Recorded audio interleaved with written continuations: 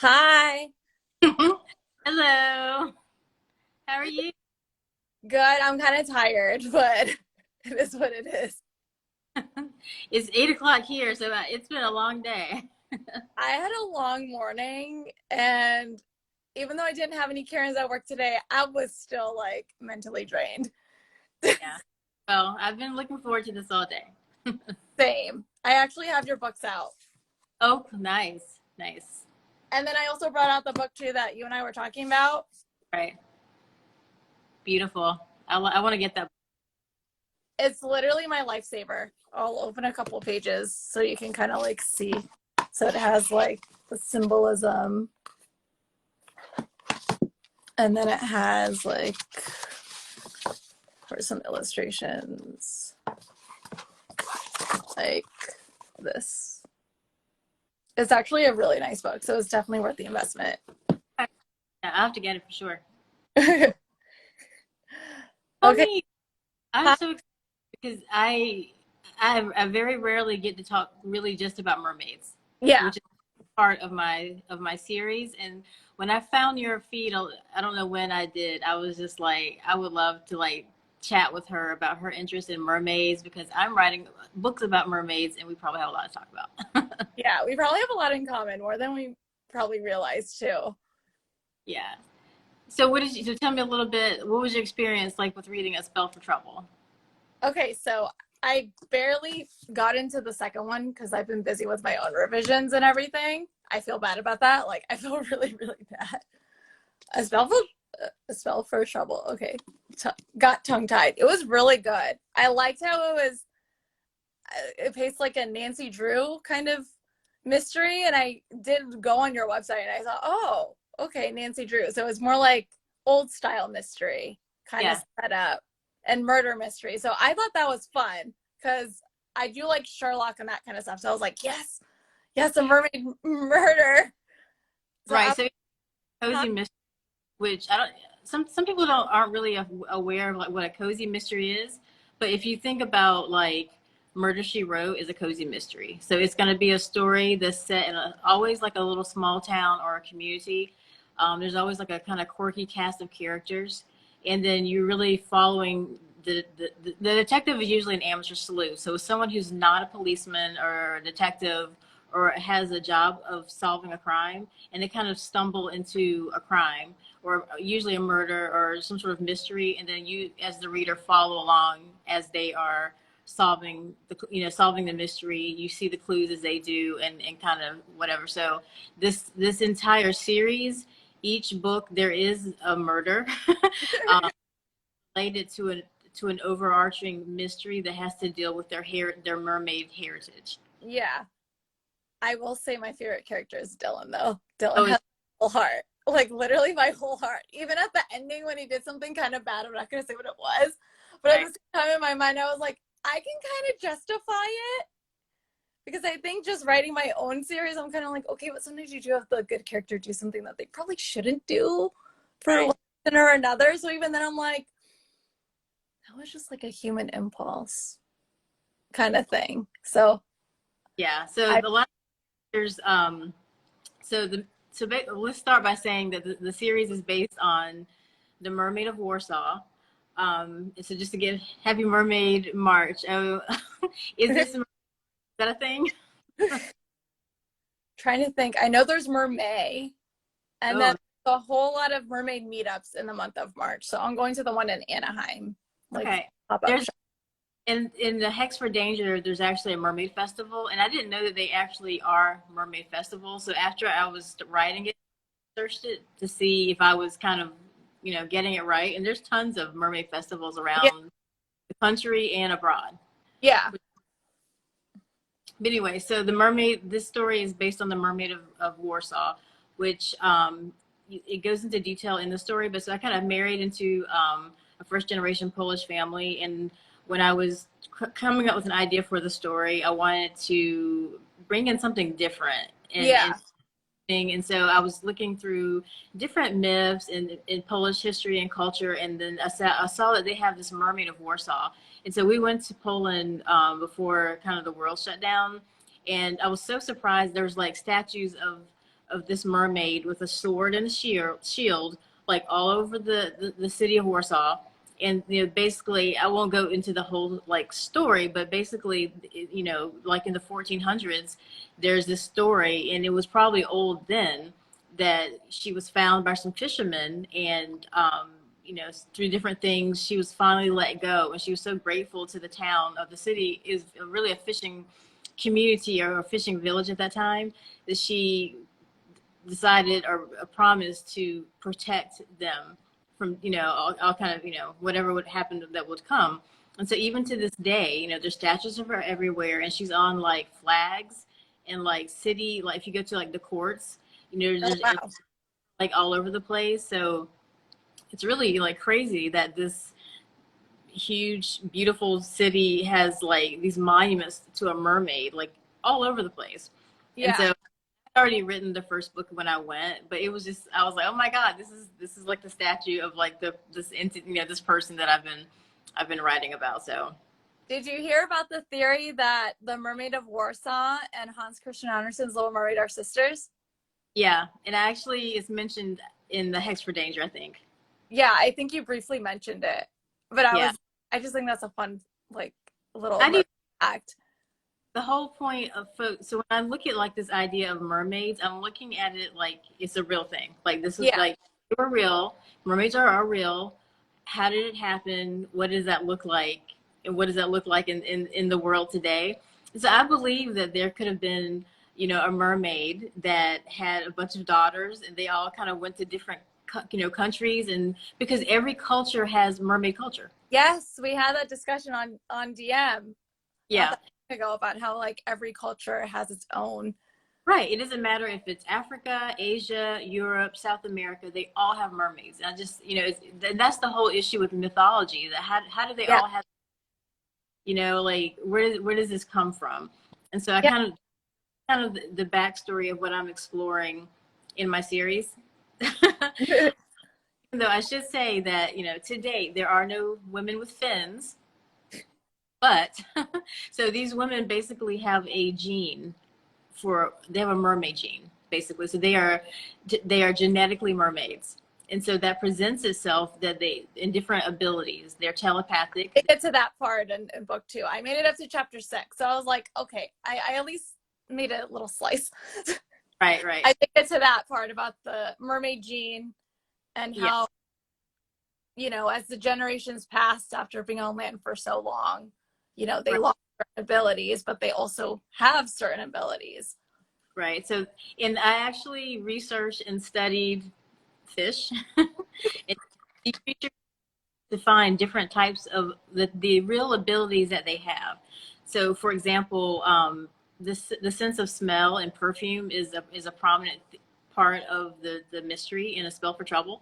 And so fish have a very keen sense of smell, which is crazy because they're underwater. You think that they wouldn't, but it's actually something that they have. I don't know why. So these women, the main character is Alex Sobieski, and then she has her cousins, Minka and Camilla, and then her aunt.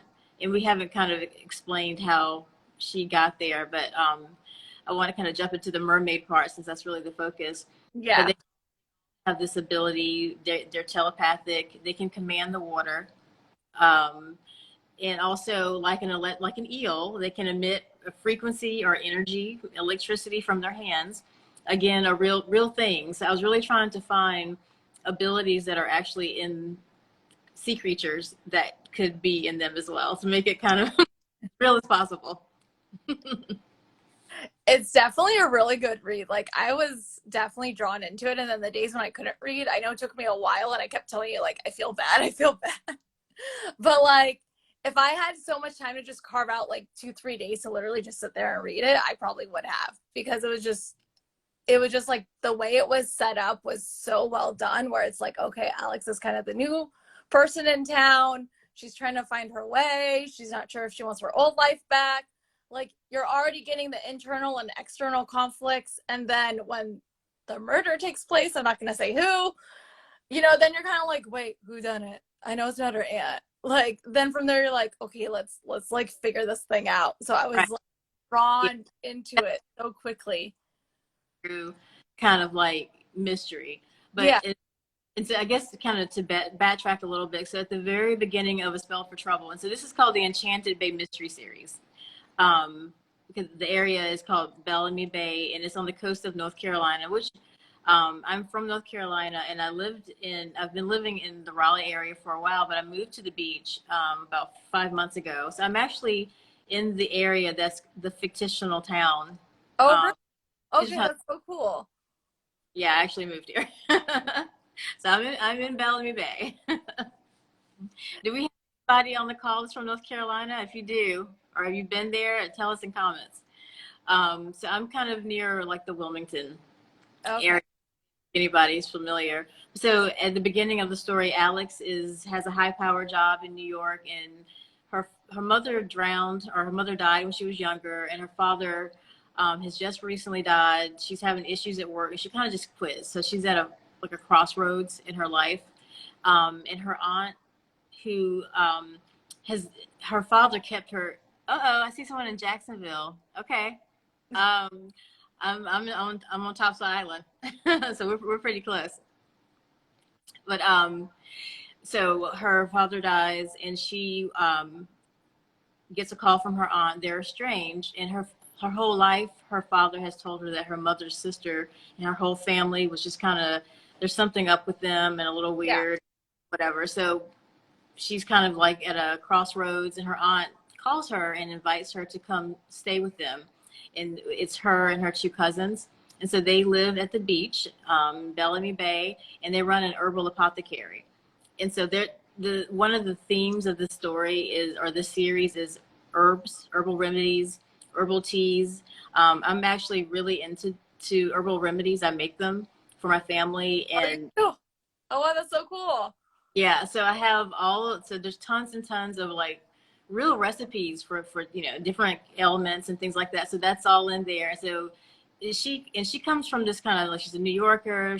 Her dad was a cop, this kind of no nonsense, and he was like, there's no magic in the world, like there's nothing. So she comes to this little town, and her aunt and her cousins have like enchanted potions in their shop, and her cousin Minka is just like, she loves being like kind of witchy, she's like a good witchy kind of person. And then her other about her, how she just embraces it. She's like, this is who I am, this is what I can do, like, yeah, no apologies to you, like, let me teach you the way.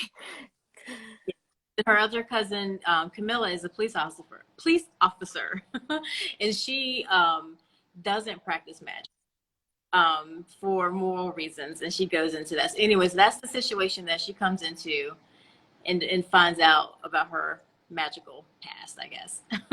Speaking of herbal remedies and like the natural remedies, when I had COVID last September, the first half of it, I tried doing like Tylenol and Advil, and all it did was make me go to sleep. Yeah. Then it got to the point where I couldn't even swallow like an Advil.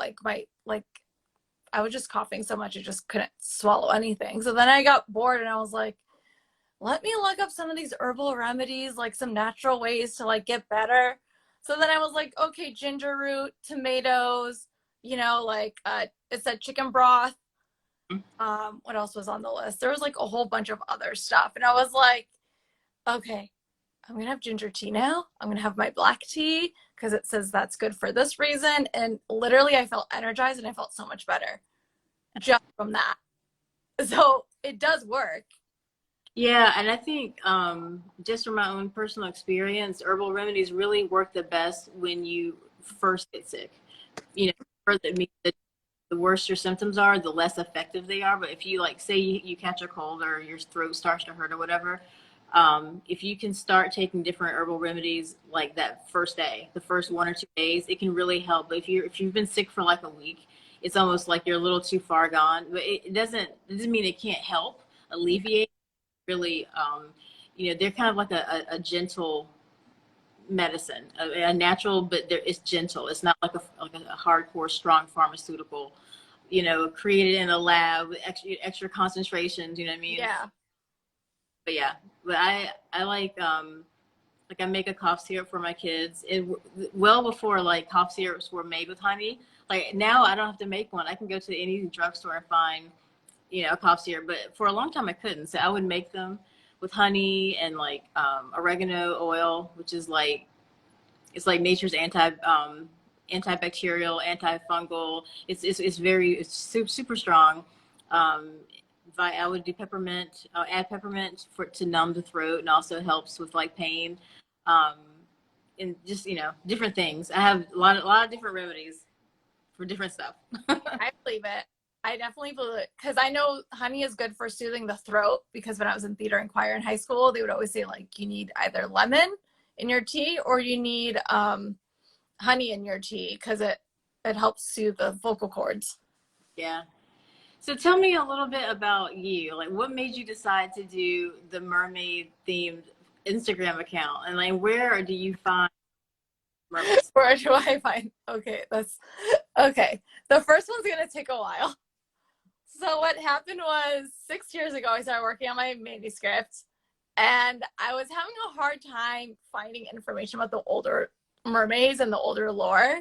And I realized that like not unless I knew what the actual legends were, like Google's like very finicky when it comes to certain searches. So I was like, okay, well, why isn't there like a place with everything? Because this was after I probably spent like over $100 on books, you know, just like different legends, different stories, you know, and I was like, there has to be just like a place for it.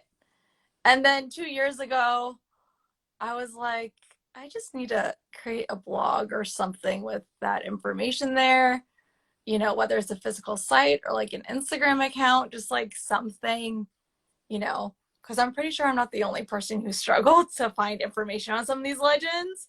Yeah, yeah. When I was researching for the Mermaid of Warsaw, like I think you know, I ordered every book that I could find, and there was no like one book. It was just I found several books of like little, like, you know, full of different stories, and like her story was in a few, and I found a couple of different accounts on websites.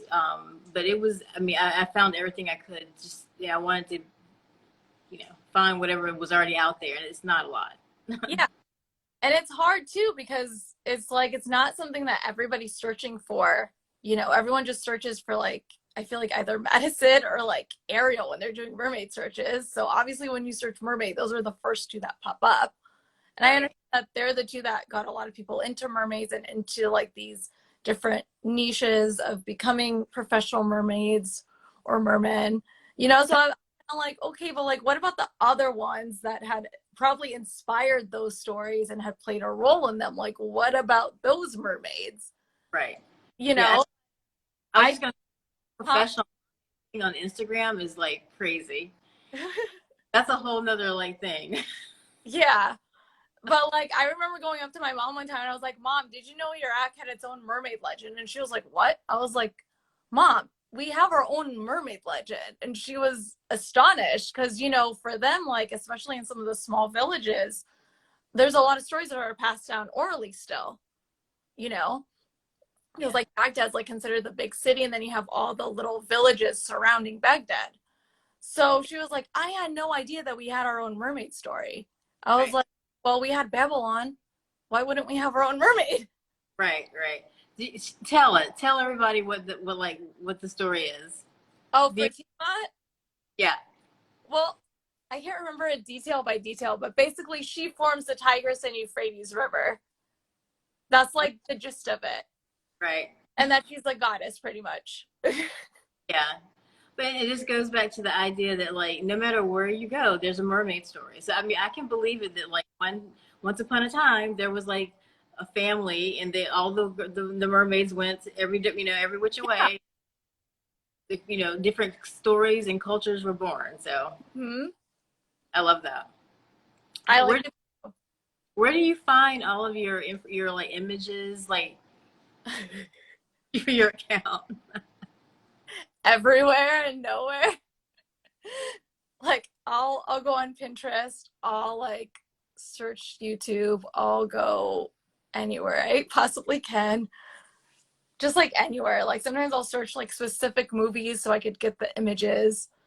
Just so many different places. Like I don't have just like one source. It's just multiple sources. Okay. Okay. Um, I don't. Do you have any like with the professional mermaids that are on Instagram.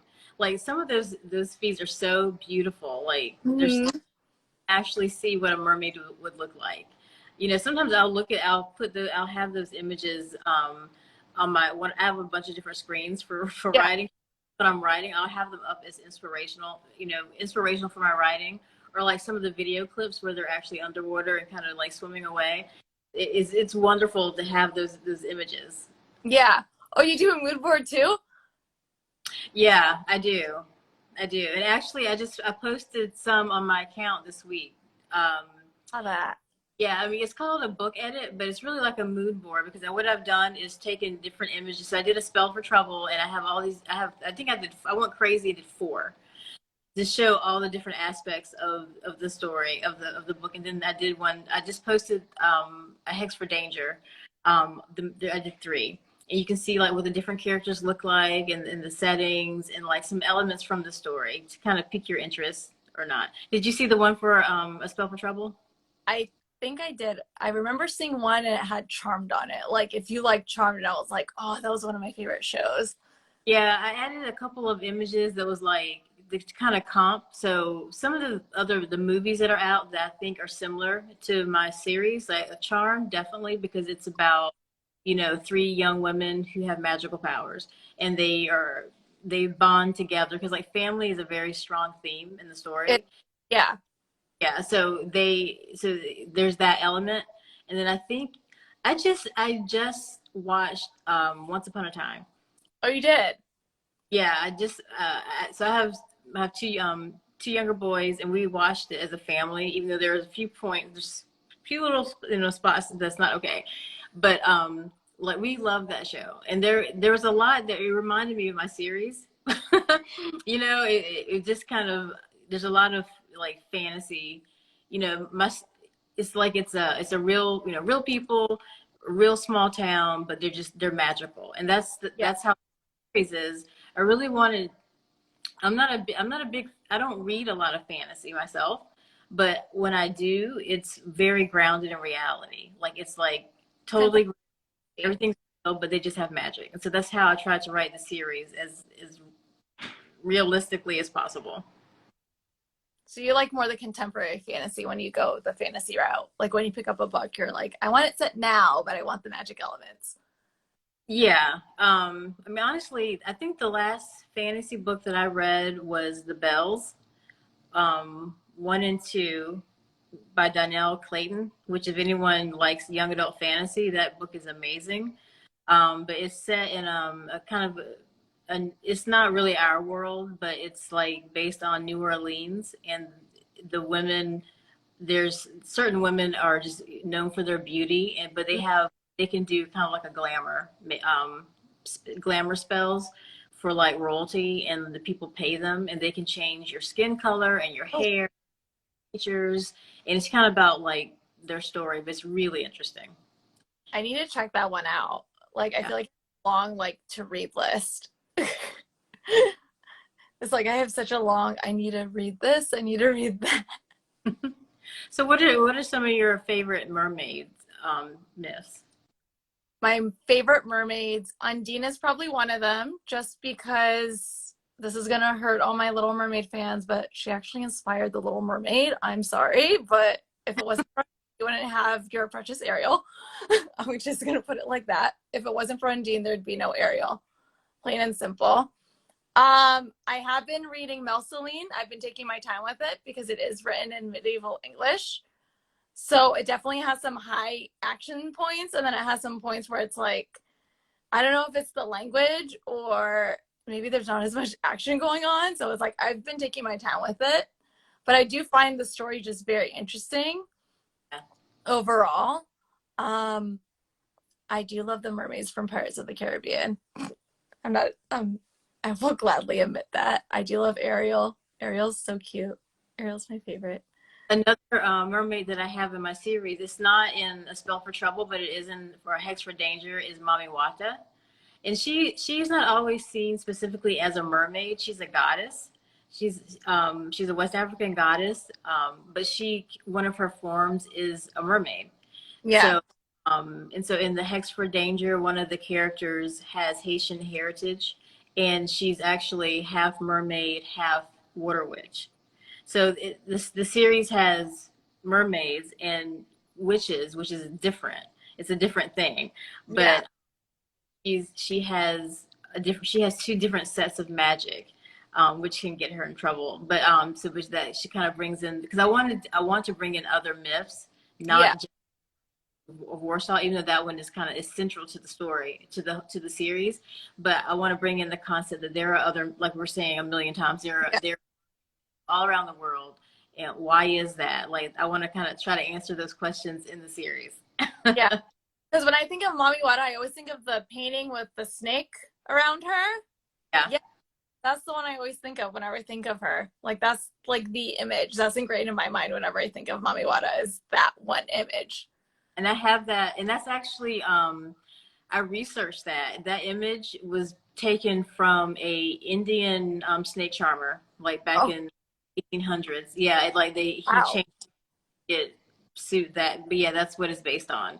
That's why there's a snake. But even though Mommy Water does have snake elements in her myth. But on the vision board that I did on my account, I have two pictures of Mommy Water. One is that one, and then another one is her as a mermaid. Okay. Yeah, because I feel like we don't see as much of Mommy Wada with the tail. We see her more with the snake or with like some other water element. So Yeah.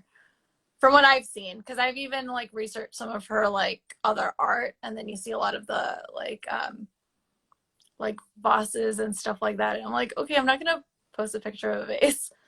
I'm like, no Yeah. one want to see that. I think for whatever reason, like the imagery is usually the snake, but her actual story is about, you know, luring men into the sea, tricking them, and using her beauty and things like that, and turning into a mermaid at different times. So it's definitely, definitely a very interesting story as well too. It sounds like she follows more like the Sirens from the Odyssey. Yeah, a little bit. A little bit. A little bit, not like entirely, but just like the whole luring men to their deaths with their voice. Yeah. And right. And there's mermaids and sirens are different, Yeah. And that's you don't know until you like actually read, research it. Speaking of which, did you ever look at the show Sirens? The what? Did you look at the show Sirens? Yeah, I did watch it. Okay, I looked at the first two seasons and then it kind of just got bored, I guess. But I thought I was loving it for a little bit. What'd you think? I liked the first season more than the second season. Like, yeah. I was really like, I had such high expectations for the second season because they set it up so well for the first. And I think when they do that, where it's like the first season's literally magic, and then they like put all their straws in one basket, and then the second season comes and they're like, we don't know what to do. And then it kind of feels like they're writing stuff as they're going. Then I'm like, yeah, you could have at least hinted that stuff at the ending of the first season, have some other plots carry on. You didn't have to like, I don't know, the second season. I was so surprised at how vicious the mermaids were.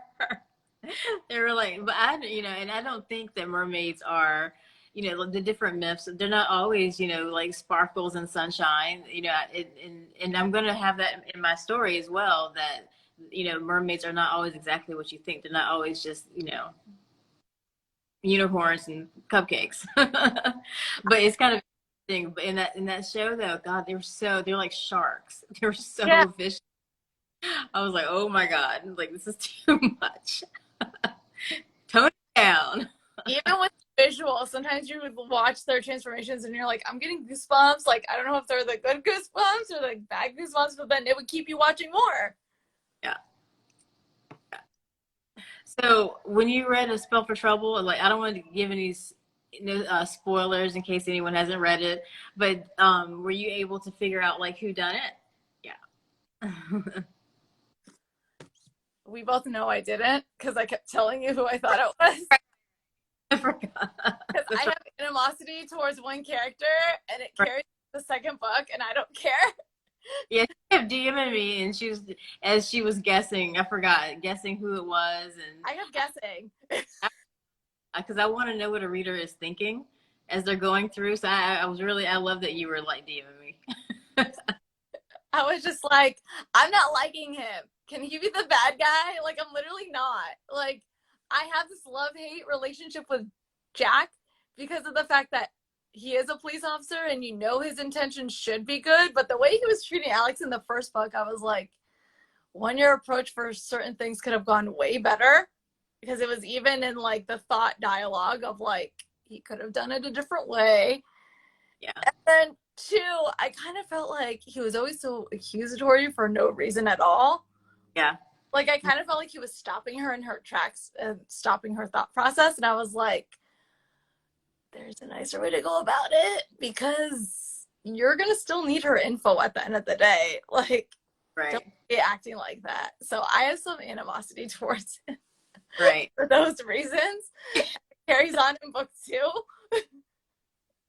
And there's two love, there is no love triangle, but there are two men in the town that are interested in Alex, right? So one is Jack, he's handsome, by the book police officer, police detective who's investigating the crime, and they keep butting heads. And they met before she knew he was a policeman and before her aunt was arrested, and they kind of have to like figure out how they're gonna negotiate their relationship. So it's kind of fraught with tension.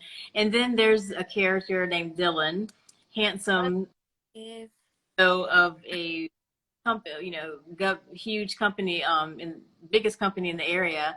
And I don't want to give it away, but they have a history from when she used to visit. I love those breadcrumbs that you had too early on with that relationship that they had, because literally it just made me love them even more. Yeah. So what about the end? Like, no spoilers, but at the end, you still loved him? Yeah. Okay.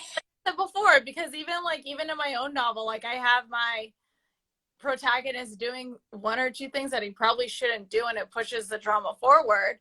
But at the same time, like when you're in the writing process, you're like, okay, but sometimes good people mess up and sometimes good people act impulsively. Yeah. So sometimes those actions are justified even if they're bad, because they're also not the antagonist. So it's not their job to be antagonizing the situations and creating drama.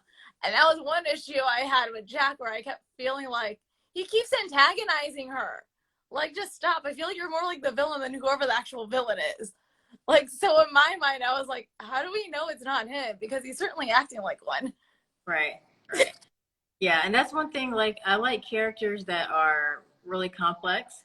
Like you're saying, no one is one thing. So, if I have a character who may be, a villain or a bad guy, they could be good too. They think they're good, right? So how, there's a spectrum, I guess, of behavior. And so in one book they can tilt one way, and the next they can tilt one way, so you don't really know, but it keeps you kind of guessing about the intentions of the characters and the choices that they're going to make. Yeah, because I know when I started working on my manuscripts like 6 years ago, I remember I had found like something, I think it was through Manuscript Academy or something else, where someone had said that like the villain is always the hero in their own story. So to them, it's justified. So you have to find the ways that still make them human, but then justify it in a way where it's like, well, to them, they're doing a good thing. So how do you twist that mentality of like, okay, the reader knows they're the bad guy, but how do you make it so where they're still human and, to them, they're saving the world, but they're actually not. So that was one quote that I found that kind of helps me along my journey. I think it helps to like your villains. Yeah. Because then, like how they look, like how they act, or what, just so that you're not like kind of biased in the way you write them. Like I like all of my characters, even like the character ends up being the bad guy in the story. At the end of the story, I was like, oh my God, I want this person to stay. Maybe they will come back. We'll see. But like, you know what I mean? Like sometimes people are so bad, they're good. Like bad. love to hate them because they're so bad. Like that, there's like a fun in that, and definitely fun in writing that type of character. Yeah, have you seen like some of the Harry Potter memes with like how everybody hates Umbridge, but then everybody loves Bellatrix, and they're both like two polar opposites of like of the villain spectrum. But it's like one she totally dehumanized to the point where it's like you literally hate them. But then Bellatrix, she shows this huge range of emotions that even though she's killing people, there's a party that's still like, I love you. There's a party that's like, I just love you. I know you're a villain, but I just love you. So how far did you get into A Hex for Danger? Chapter 6. Okay, I mean, I was even DMing you too. Like the last couple of weeks hit me hard between the big sale and working long hours and dealing with I don't even know how many Karens at my store. And then, it's like now I have family over this week and all this other stuff. It's just like everything just keeps piling up. So I was like, I'm just going to read what I can. Yeah. And I always leave a test too. So I make sure to read it. It's yeah. like a reminder of like, you need to read this. Yeah. I listen to, like, I love the audiobooks for both. Sometimes the author won't like love the narrator or just like the performance, but I've been really fortunate in that I actually have kind of become friends, Instagram friends, online friends with Emily, who's the narrator of both stories. And she does a really fantastic job, I think. So when I listened to the audiobooks, I was like, it was very enjoyable for me to listen to them. And it was like almost like a new experience. Like I'm listening to something that I didn't write. And I was like, oh, I love it. This is good. I like this story. Maybe I should try that for book 2 because I'm always crunched for time and you just like have the audiobook and listen to it in my car. That's actually a really good suggestion. I should definitely try that. Letitia loves it, says she liked it. She thought the audiobooks were good. Thank you. Thought they were great. Yeah. I never have time to sit down and like literally like read a book. If I did, I would never read anything. But I probably listen to like 2 audiobooks a week. Okay. That's something to look into. Like I'm remote. Like I'm not like going anywhere. So I just like when I'm brushing my teeth and fixing my hair and cleaning the house and cooking dinner and stuff like that, I just have it playing and listening. Okay. And a lot of books that way. Okay. I need to look into that more because I've heard people say that like sometimes audiobooks are good when you're on the run or like, you have a lot of other things to do and you don't have time to sit there and crack open the book. But there's something magical about the pages though. There's something magical about holding the books. Yeah, I love it. And like, and I actually love the covers. Yes. Like, which I love. Yeah, and see, I don't even have the spell for trouble, so I'm glad you have that one. But like, I love the book, and like, I love the covers. I love how pretty it is, and like, there is something to like just holding the book and like reading the pages and everything. It's different. I wanted to ask you: is the dog based off of your dog? Yeah, and he's actually like, I'm on the 2nd floor, and he can't come up because usually he would be like over here. I did not have a dog when I started the series, but I knew that if I ever got a dog, it would be a German Shepherd. And my kids had been asking for like 3 years. I knew I was eventually going to get one. I just needed like to get my life together. Like I had to get everything perfect before I brought a new thing into the house. And I needed my kids to grow up and get like older so they could help and take care of it, that kind of thing. So I have a long-haired German Shepherd. In the book, it's a she, Athena, and she's a short hair. My dog is a long-haired German Shepherd. His name is Maximus, and I have pictures of him on my Instagram account. So he's not here today because I did a Zoom last night and he went crazy. Not like 2 nights ago, he went crazy bananas barking, but it was like everyone in my neighborhood was pulling their bins out for the trash to come. And every time I could hear him, he was just run down the stairs, pause on this. I'm like, I'm trying to do a virtual chat right now. And this dog is barking in the back. But yeah, so they are, based on each other. I always find it interesting though how like certain things from your real life end up in your manuscripts because I found like a couple of elements too. Like for my main character, Troy, he's loosely based off of my brother. Like, I say loosely because they're both athletes and they both can be hard-headed at times, but they're both also, like, really nice people. And at the time, my brother had a white Mustang, so I was like, okay, I'm just gonna give him like a white sports car. I'm not gonna say it's a Stang, but I just find it interesting how like certain things in your personal life end up in the book. Yeah. Yeah, I try not to do, I mean, just as a writer, you're always observing life and people and situations and kind of cataloging things. So I don't ever put anything in that could be like identified. No, like no one in my life is gonna be like, is that me? I mean, I guess I could ask that question, but there's nothing, I get a lot from like, I'm going grocery shopping and I just see different people, and I'm just kind of minding my own business, but, observing hairstyles and how they're moving and acting. And I think, I can kind of just absorb that. And then when I'm writing, bring in those characteristics and things like that. Yeah. I've noticed that working retail, like you definitely see people at all times of the day and at all times of life, because I'll have customers coming in shopping for a suit for a funeral, or they'll come in after the gym and different kind of like life experiences, and they'll open up to you in like a span of 5 minutes or less, So it's kind of like, oh, research that I didn't even ask for. Yeah, it's definitely, everything is research for a writer. Yeah. Yeah, definitely. So I mean, I'm living at the beach now, but I took several trips, to the beach when I was writing the story, because I didn't live at the beach. I always visit the beach, like at least 2 times a year. But I really wanted to like bring in aspects of like coastal life and the beach and the way things smell and the way things sound. And so like as I was writing the series and I came back, I would come back to the beach. I would really actually like kind of mentally take notes. Sometimes I'd actually write things down, like, Mm-hmm.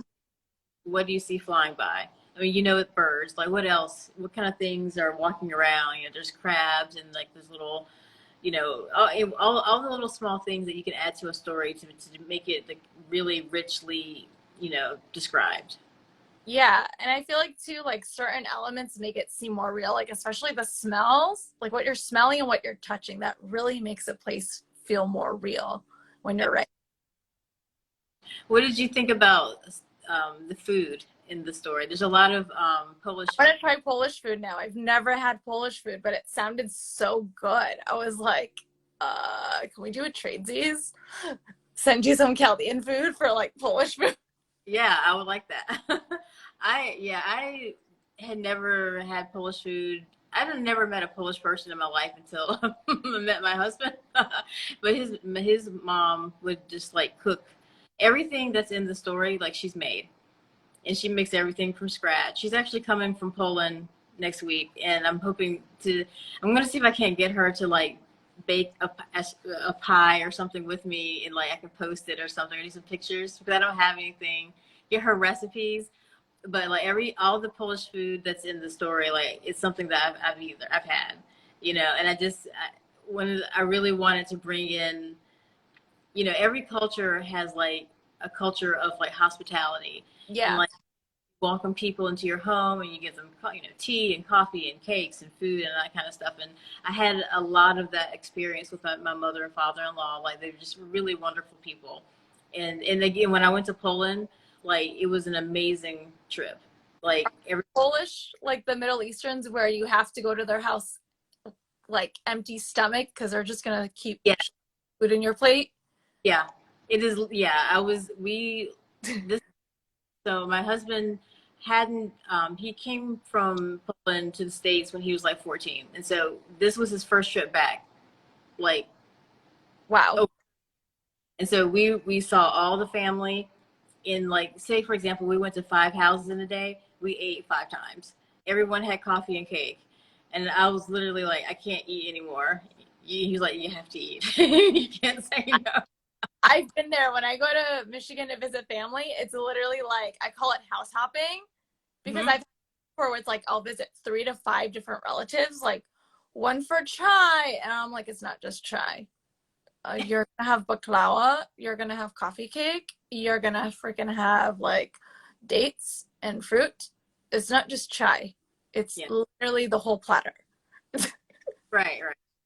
Yeah, so that's, I wanted to really bring in that kind of sense of hospitality and culture and food. So there's a lot of dinners and like solving the mystery over the kitchen table with like tea and coffee and then cakes and all that kind of stuff. And I feel like that's also very multicultural too, because like one of the best introductions to a different culture is with the food and with the drinks. Yeah. So you're also like introduced to the Polish culture while you're also like going through the mystery. And then there's also some comfort in food too, because you feel more vulnerable and you're more able to like talk about certain things like, okay, like this is going on, this just happened, and you're just eating a piece of cake. Right. Yeah. So I like that element too, because it literally just felt like a real in time conversation. It didn't feel forced for any of them. Yeah. So I know you haven't read the second book, but so what do you think about how I kind of integrated like just the concept of mermaids? Because when I first told people about the idea, I'm writing a mystery and it has like mermaids in it. You know, I was like, what? You know, like what is that gonna look like? So what do you think about how I actually did it? I think you did a really good job, especially when you were talking about Mommy Wada and Mermaid of Warsaw. Like I was literally drawn into that paragraph. I wanted to read more. I was like, wait, I want to know more. Like I want to know more about both. Like what? Tell me more. Yeah. And the whole thing is so funny because when the part that, so whenever I'll write things and then I'll research it, I always try to find like a realistic basis. Initially, the character Celeste, I knew she was going to be Caribbean, but because she's a woman of color, so I knew she was going to have to put a Caribbean background. I wanted to bring in a mermaid from that culture. But I was like, well, let me see if there's any way is there any connection to like Poland and anything in the Caribbean? And so there's a story in there about how Polish soldiers helped Haiti overthrow their French colonizers. Like that's a real story. When I saw that, so that story's in the book, but it's like that's a real story that happened. So they helped Haiti, and then that legion of Polish soldiers, many of them stayed in Haiti. Oh, So she is a descendant from a Polish soldier who was a merman, and so that's how she got that kind of heritage. And then also, so she's part Mommy Wada, part Mermaid of Warsaw. She said she's got both lineages, but that's a real story. So, and I was amazed. I was amazed that I could find a way to connect Poland to the Caribbean. that's so freaking cool. Oh my God. Amazing that you were able to find that connection. Yeah, I literally Googled the words. I was like, Poland and Caribbean, send. And I was like, I can't believe I found something. I'm going to use this. Oh my gosh. Do you know what trick I use sometimes when I'm writing and I can't think of another word? I just put in the word I'm thinking of and then I put synonym because I get lazy. It's writer's hack. That's literally what I do.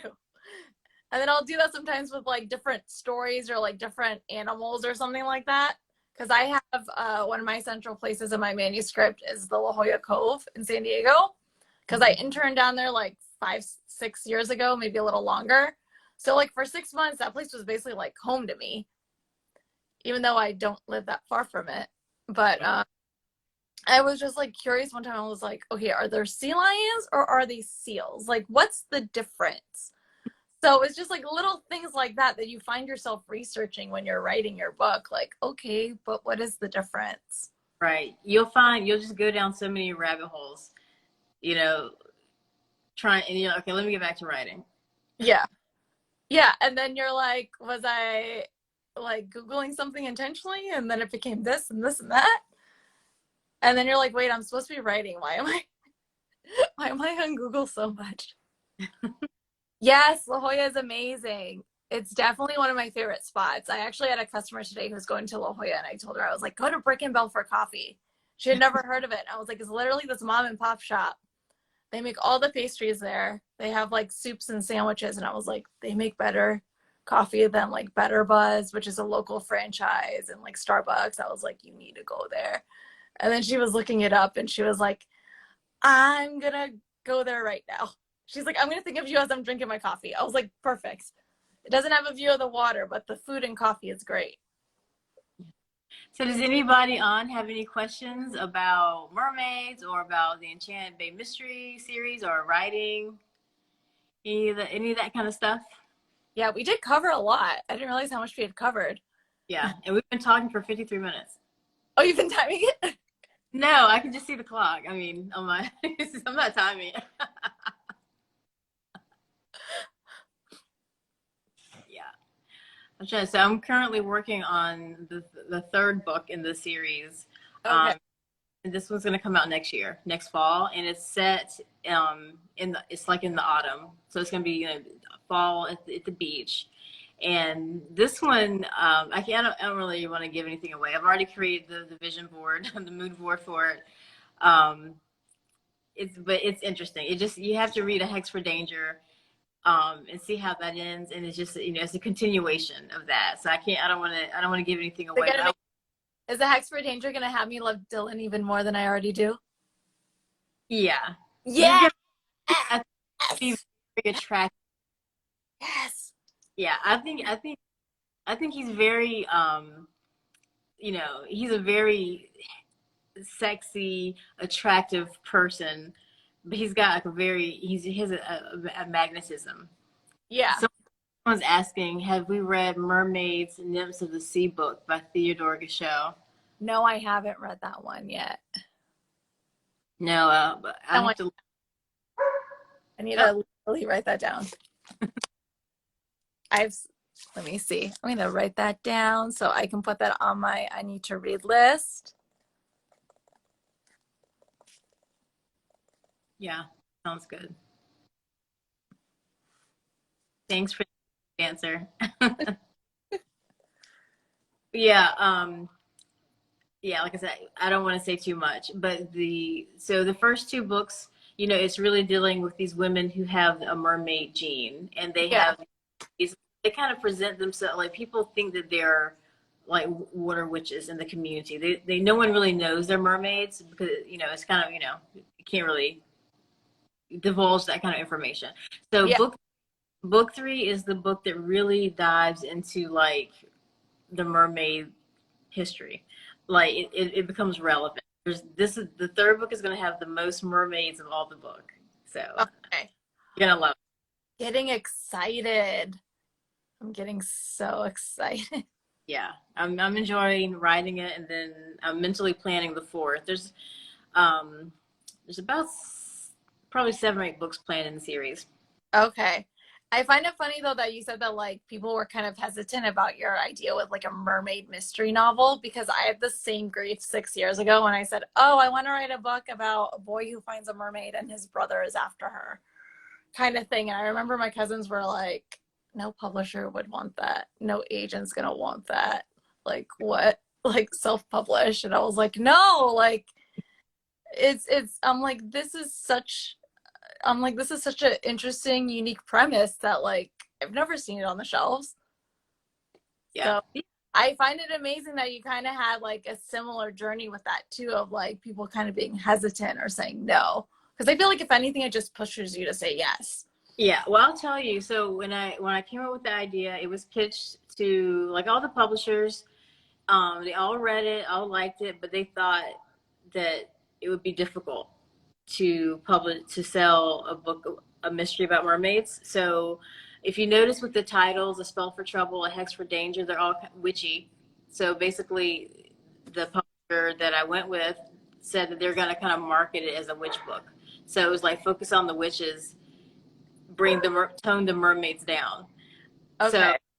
So initially there was no witchiness to it, but I did think that if these women were really descendant from mermaids, through the generations, they would be perceived as witches in their community. And so they kind of talk about their history moving to this area, like in the 1800s or whatever, and being like the herbal healers and being able, the midwives and that kind of thing. And people just kind of, cultivate the idea that they were witches, and so it's kind of stuck through the ages. And so I kind of worked that into the story so that the titles, A Hex for Danger, A Spell for Trouble, made sense.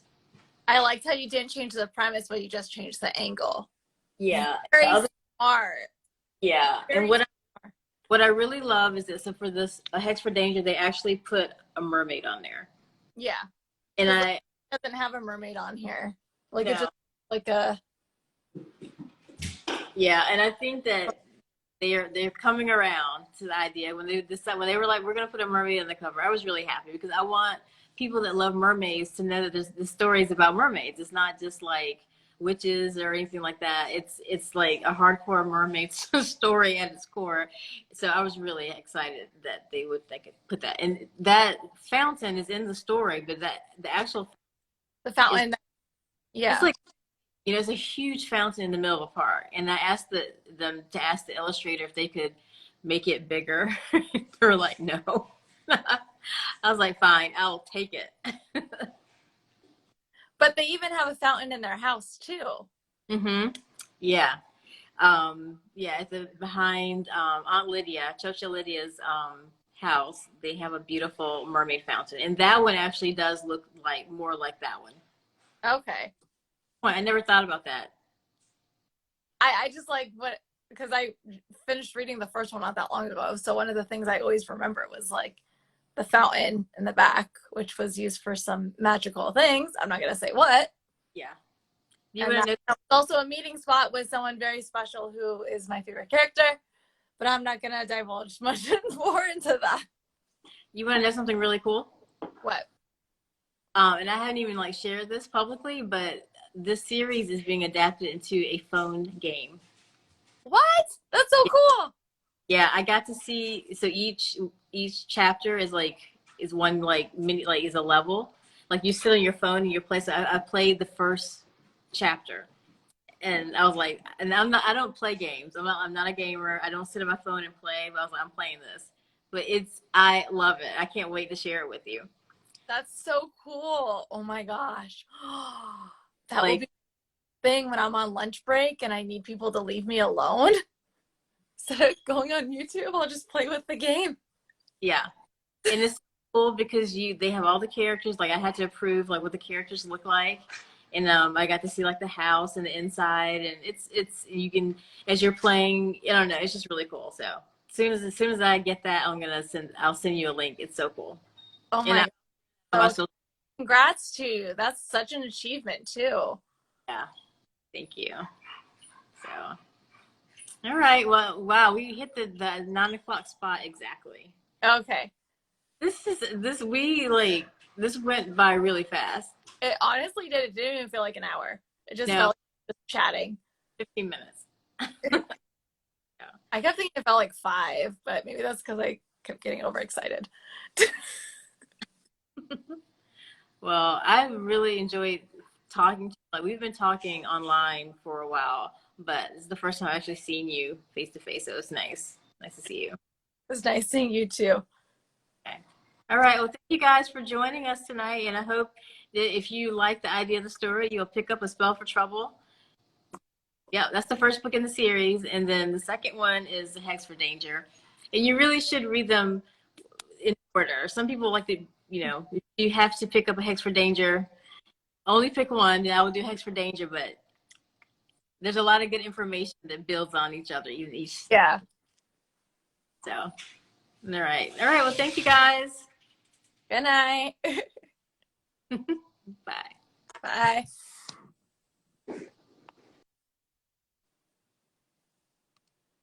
Oh, are you sure?